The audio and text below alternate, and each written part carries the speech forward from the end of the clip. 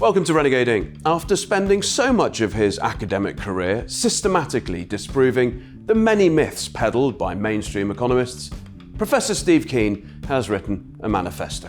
In it, he provides a blueprint that allows us to reboot our relationship with the economy, each other, and with the plundered planet on which we all entirely depend. Steve Keen, friend of the programme, welcome, Renegade Inc. Good to be here again, mate. It's been too long. Arguably the busiest man on the planet, but finds the time to knock out another book, The New Economics, a Manifesto.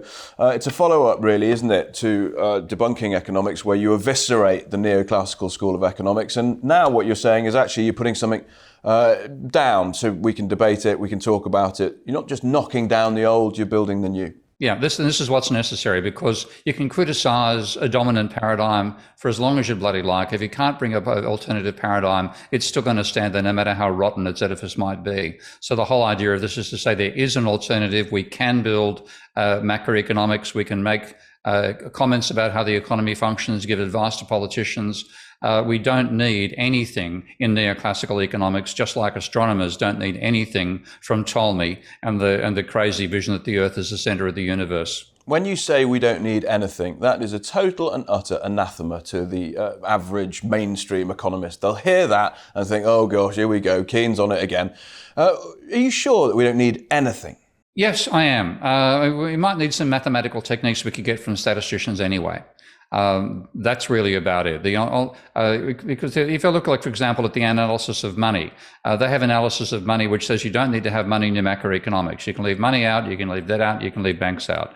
I take a look and say, if you leave any of those out, you're not analysing capitalism. So what can I take from what they've done about money? Bugger all. And that just ends up being the basis all the way through. And just as my comparison so frequently now is coming back to the astronomers at the time of Copernicus. And what did Copernicus leave from Ptolemy? Nothing. Money Matters is by far the biggest chapter in the book. If you listen to the neoclassical economist or the mainstream economist, as you say, and people would have heard what you just said, which is that if you're modelling the capitalist society, these neoclassicals, they leave out banks, debt and money. And they'll hear that and think, that is absolutely absurd. You've written 55 pages on it. Why have you given it so much focus? Two reasons. One is that I've built a software package that lets people actually do the analysis that neoclassicals can't do, which is I call Minsky. And in a large way, the book is written around saying, here's a tool for an alternative approach to macroeconomics. So, and it's unusual. People haven't actually been used to modelling in monetary terms at all. Even my own post-Keynesian school of economics, which has built stock flow consistent modelling and the idea of modern monetary theory, to actually properly be able to model money in a dynamic sense is still foreign even in my own circle. So I want to get it expanded that way.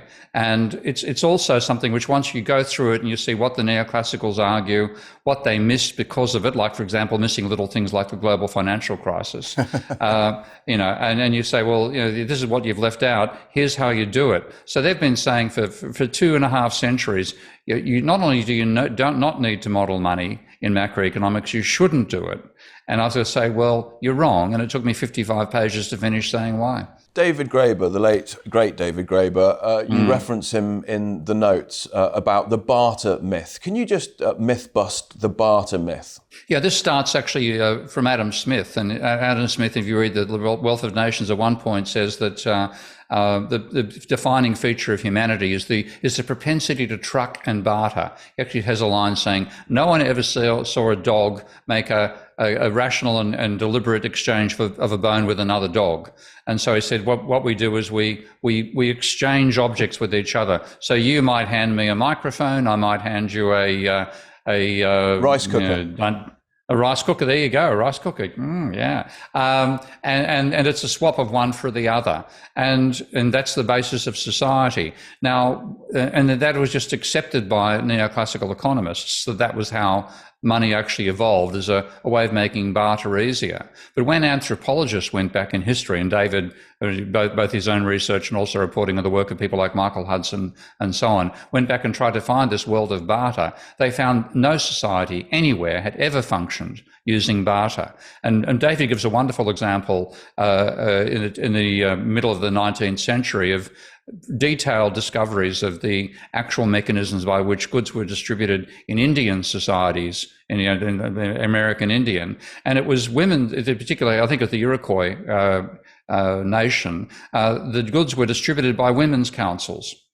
And despite the fact that this was actually documented, when you see people like late 19th century economists writing about how exchange occurred in primitive societies and pre-industrial societies, they continued the myth of barter, no mention of women's councils. So in that sense, it's a mythical model of how money came about. It doesn't apply in any functioning society anywhere on the planet. It never has in the past history. So if that's the basis of you deciding to reject money as part of your analysis, you've got to find a different planet on which this might actually be the social system. It certainly ain't Earth. When you begin to fix money, when you fix the money problem, i.e. the people's knowledge of money, how it's created, where it's directed, flows, debt, we can go on. When you begin to address that central issue, what then begins to happen to the rest of the economics discipline? Well, for a start, one thing which is dominant in neoclassical economics is the idea they call money illusion. And that's that anybody who worries about the actual nominal value of anything is being deceived. And what actually matters is the real value, right, the value after you take out the price effects. Now, that pretty much says that what the banks do is therefore relevant, because that's just changing the flow of money, and that's just the nominal rather than the real economy. But when you look at how banks create money by lending out more than they get back in repayments. So bank loans create money. Equally on the government side, a government deficit creates money. Now what that means is lending is adding to aggregate demand, and deficits also add to aggregate demand. Now, if you're trying to analyze aggregate demand, if you don't have either of those mechanisms in your model, you're not going to understand how it's created. And since in the case of credit, bank loans, the new bank loans generate about 20% of demand in the economy and can go negative, which of course you can't have a negative rate of turnover of money, but you can have negative credit. The volatility of credit by far dominates macroeconomics. So they're leaving out the most important thing in what drives the economy by leaving out money and the creation of money. I want to talk in a practical way about reforming your discipline. It's very difficult, isn't it? Your good friend Yanis Varoufakis, when he was then the Greek finance minister, Greece was teetering on the brink, and he was sitting with Larry Summers, no less, in Washington. And Larry Summers said to him, Yanis, what you've got to understand is there are two types of people in this world, insiders and outsiders. If you're an insider, you get a seat at the table. If you're an outsider, you don't get a seat at the table. My suggestion to you is you become an insider. And there's only one rule about insiders, it's we never criticize another insider. You're trying to reform economics as an outsider. I doubt very much that you get a seat at the table, certainly not in Washington, certainly not in the moment with the prevailing economic thinking that's going on. How difficult is it to reform this discipline as an outsider? Frankly, I think it's impossible. I'm conceding defeat on that front. I don't think you reform it, I think you abolish it. And on that front, what I'm trying to do as well is to work with scientists and say, look, you guys, by professional courtesy, you haven't criticized economists in your work. You basically think that economists do their work as well as physicists or chemists or engineers do their work. You're wrong. They are a pre-scientific discipline. They are working from the great books, though the author's not Aristotle. In this case, it's Paul Samuelson. Who, incidentally, was Larry Summers' uncle. Yeah, I could hold that against him as well. You've got a great books attitude. You don't rock the boat, don't criticize internally, et cetera, and yet they maintain a vision of the economy which is about as accurate as Ptolemy's model of the universe was. Now, that model, with very intricate, complicated mathematical models, could easily predict where the planets are going to be in 200 or 300 years, was completely strong about the structure of the solar system. So you have to have a paradigm shift, a revolution. And that often does come from outsiders. When you look at the work of Thomas Kuhn on what he called the structure of scientific revolutions, he said you get an anomaly which the dominant paradigm can't explain, struggles over indefinitely, and finally a new paradigm comes along and replaces it. And often that comes from outside the discipline. So I'm hoping to elevate the importance of system dynamics, which is an alternative intellectual paradigm that knows that mainstream economics is wrong. And I'm trying to persuade physicists and engineers to get in there as well and basically boot the economists out of the universities. Famously, you always say that economics evolves one funeral at a time. When you look at some of the decision makers, Janet Yellen, if we look at Ben Bernanke, if we look at Alan Greenspan, all of these people have been at the helm when whether it's a financial crisis has evolved or some kind of car crash, basically, economic car crash. Do they not have the self-awareness necessary to be able to say, actually, we've got to do some introspection here because this isn't working, especially at a time, if you look at the US, so-called free market, capitalist economy, you've got 50 million unbanked people, inequalities at all-time highs, environmental degradation off the charts. What type of person can't look out and say, actually, don't think this is working? Unfortunately, the average person, the average intellectual, does that. They get so committed to their own way of thinking, their own framework, that they simply try to reprocess the shocking event through the lens of that paradigm. So like Ben Bernanke is a great example on that front because he was somebody championing what he called the great moderation and saying what a fabulous thing it was that there was a decline in the volatility of economic growth over the 90s to the noughties. And in my model of Minsky, that was a prelude to a crisis, which is one reason I came out warning against it. Now, after the crisis, he said, it isn't the science that's wrong, it's the engineering that's wrong. So we got some of the concepts wrong. We should go back to the science of economics without changing it at all and just fiddle it a bit so that what we build looks more like the science rather than less. And that was the end total of his attempt to revise his understanding. Ben Bernanke famously wrote a book called Courage to Act. Do you think he has the courage to think? I think he acted very well, but not in the way that he meant.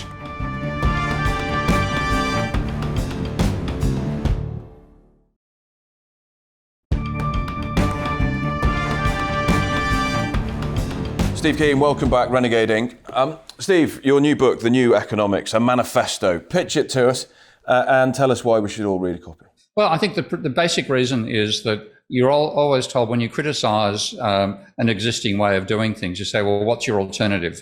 And if we know the famous phrase from Maggie Thatcher, there is no alternative, Tina. Well, there is an alternative, A10, effectively. Do it the other way around. Rather than trying to build everything up from micro, you can build economics from the macro down.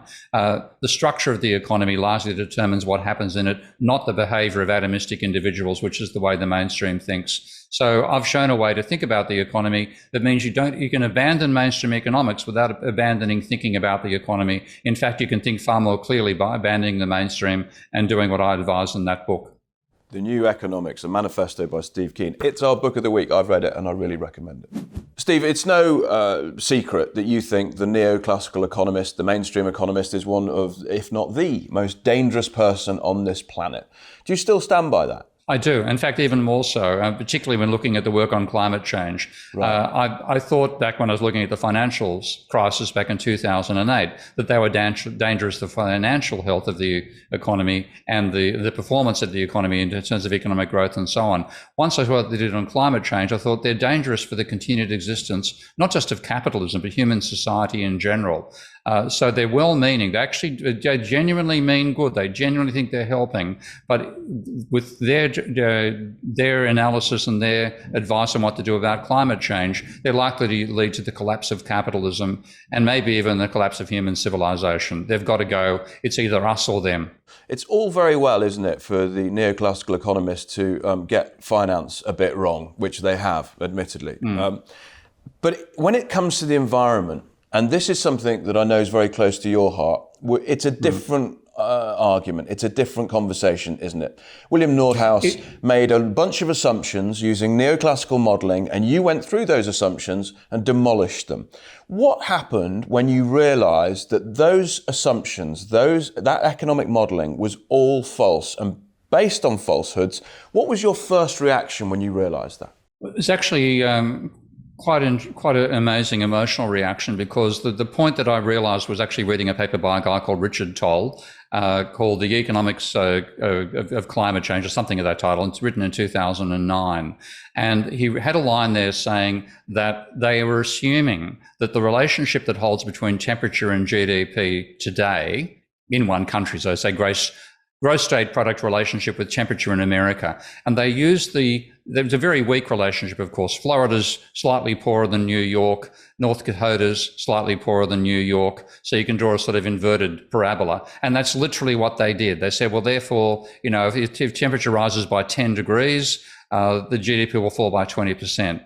And I thought, this is so incredibly ridiculous. This is like surveying a mountain north-south, finding that it's very flat, and then advising people to walk across it east-west at night without glasses. And I thought, you lunatics, you have set the world up for a catastrophe. And I had my hand in my head, and I was on the desk just in shock thinking about it. And my wife is Thai and Buddhist, as I think you know, walked inside to give me some fruit and said, "What's wrong?" And I said, "I'm just doing this work on climate change." Now, she doesn't follow my work at all. But she said, "Oh, that's crazy. Nobody wants to know about that stuff. You can't change anything. If we die, we die." And wow. But you put in the book that she keeps you in the present moment. Because they basically said, look, let's live for the moment. And like it actually broke me out of potentially getting seriously depressed, because this is like a captain saying, I believe that icebergs are fluffy clouds on the horizon, and we drive through them fast enough, we'll clean off all the barnacles from the bottom of the ship. Then you find yourself, you're on a boat which is on a collision course for a mountain of ice, and the captain doesn't see anything wrong with that. And that is literally what was the case in reading Nordhaus and seeing the other assumptions. Like the other crazy assumption was that anything that happens indoors or underground is unaffected by the climate.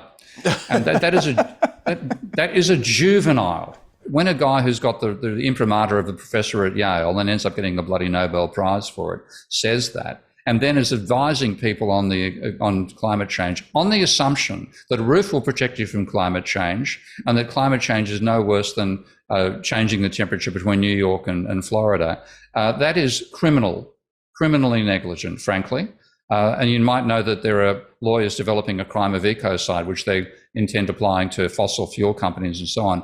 I believe that these economists are actually responsible for ecocide, because their total distortion of the actual factual nature of climate change means they're being blasé about a 6-degree increase in temperature, and blasé about tipping all the various dramatic elements of the climate that we take for granted. So, for example, what's called the Gulf Stream colloquially, the AMOC, technically, Atlantic Meridional Overturning Circulation. One of these economists, Richard Toll, said that if the AMOC fails, so the Gulf Stream breaks down, and therefore Europe gets much colder, that's a good thing. That'll improve the economy. The scientists have now been making as loud a noise as they can that 2 degrees has to be our line in the sand. Anything more than 2 degrees, you can pretty much write off human civilization. Not that it'll collapse at 2 degrees, but it'll set in a series of processes which mean we'll be dealing with such enormous climatic forces that trying to maintain a production system will be almost impossible. And the economists are saying, 6-degree increase in temperature will reduce future GDP by 8.5% compared to what it would have been in the absence of climate change. And if we throw in losing all these tipping points, so West Antarctic goes, Greenland goes, AMOC goes, Arctic goes, all the methane hydrates on the ocean floor, they all go, that'll cause an extra 1.4% fall in GDP.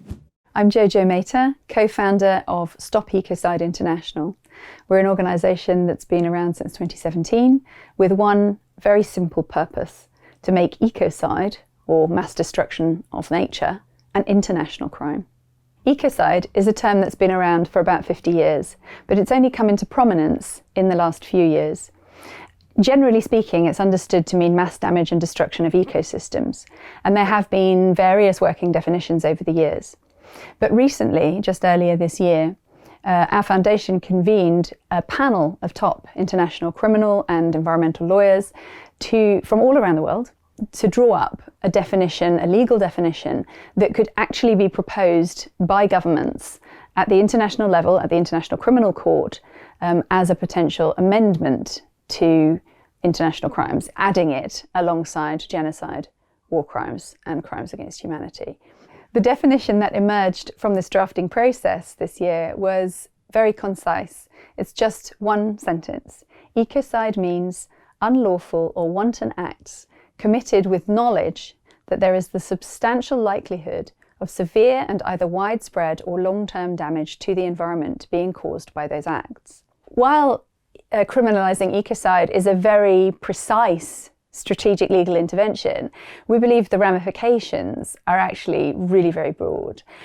Because part of the problem at the moment is that our current economic system is built on hundreds of years of a particular attitude, which is, that human beings, have the right to dominate the environment and use it as a bank of resources. And it's kind of ironic that the indigenous of the world, who steward much of the world's biodiversity, and religious leaders, such as Pope Francis, for example, are actually pointing us out the facts. We are deeply interconnected with the natural world, and we have to be. We're totally dependent. Whereas our secular leaders, who are supposedly fact-based in their analyses, are basing their actions on faith in an economic system that clearly cannot function logically. We cannot continue to extract indefinitely from a finite resource. The other thing that a criminal law does is creating that individual level of responsibility. There is a tendency in the corporate world to hide behind the corporate veil, to know that decisions will not ultimately come down to individuals. And when those in key positions of responsibility have to think about the fact that their personal freedom could be at stake, there's a level of genuine deterrence there before the fact that is very important, because ultimately criminal law is protective law. Your right to life is protected because murder's a crime. Effectively, criminal law is all about protection, and that works when it prevents things from happening. And individual responsibility will do that like nothing else can. Is there a country out there that can become the threat of a good example, become the good example, and actually truly deal with this, understanding that the mainstream economic orthodoxy in the West is flawed and has failed? It's difficult to do at a national level. But at the same time, I think paradoxically it could well be the third world, the underdeveloped parts of the planet, that cope better with this because they're closer to the actual food productions. We've seen with COVID the collapse of the supply chain. That's now, the supply chain's become a phrase. We should Google it and see how often the word supply chain's been used over time. And obviously it's been pushed up because of the supply chain's been broken in the Northern Hemisphere. But if I'm talking about the supply chain in Thailand here, if I go and want to have a chicken dinner, the chicken's walking around. So I'm 2 or 3 steps. I'm not joking, when I buy shrimp, we buy them, they're still alive. Oh, okay. It's just lovely. Okay. It's just lovely to hear an Australian use the word shrimp. It's just fantastic. On the barbie too. It's incinerated before you eat them. But the thing is, you're so close to the production system here, the brevity of the supply chain will be in favour of the underdeveloped world. So even though you see most of the hand-wringing about global warming, it's going to be so bad for the global south, it may actually be far worse for the global north because it is such a fragile system dependent upon a long supply chain. In the third world, the supply chain is shorter. So the victors as such as they can be, of climate change may well be the parts we currently think are going to suffer most, the third world. Wow. And the supply chain issue is, again, perfectly neoliberal, isn't it? Insofar as what we're going to do is we're going to strip all the fat out of this business. We're going to pay ourselves. We're going to bring the future forward. We're going to cannibalize the business, bring the future forward, have just-in-time supply chains. And guess what? Those just-in-time supply chains aren't resilient. They aren't anti-fragile. And when they fall apart, it takes years and years and years to build them back up. That's right, and one thing I've just seen in the Asian news this week is that Vietnam is causing a breakdown in America. I think some Vietnamese will be actually quite pleased about that, because the Vietnamese workers, having been screwed under COVID, are deciding to go back to the villages, and suddenly the factories, which were part of that extensive supply chain for American goods, are no longer willing to work in the factories, and the supply chain is breaking down, literally in this case, because the workers said, I've had enough, I'm going back to the fields. So, it's the fragility of Western civilization is something we've dramatically underplayed. and we focus upon the lack of resources in the South. But in fact, the South, because it is a much, much shorter supply chain for the essentials of life down here, is probably more robust. If economics does evolve one funeral at a time, I want to finish closing remarks from you directed at students. And I don't just mean students at university, I mean 13-year-olds right the way through who've got an interest in this field. What would you say to them? Because when they look at their forefathers, or when they look ahead, they realise that the economics discipline has got it so badly wrong. What would you say to students of this discipline today? I'd say don't learn economics. I'd say, the only thing that economics gives you a capacity to be is an economist, and that's useless. Go and learn system dynamics, which you can apply in a wide range of fields. It's something which is a growing discipline. It involves engineering concepts rather than the waffle of economics. Go and learn that instead. Simply don't turn up at the economics faculty. Give them 0 enrollments. That's probably the best way to get even with them. And let them die out on their own. Because the trouble is economics doesn't advance one funeral at a time. Sciences do, because the anomaly is there for any student to reproduce. Right. And the professors try to convert people to the old paradigm, but they can't do it. They get replaced inevitably. In economics, because the crisis can be forgotten or a new crisis comes along, they can find enough students to reproduce the belief system despite the crisis. And we're seeing that now. A dozen years after the financial crisis, they're still using the same stupid models to not predict the future. So go and just study something else. Go into system dynamics and apply it to economics. Let the economists rot on their own vine. Steve Keen, always a pleasure. I'm going to let you go now and chase that poor chicken around. Okay, mate. That's it from Renegade Inc. this week. You can drop the team a mail, studio@renegadeinc.com. Join us next week for more insight from those people who are thinking differently. But until then, stay curious.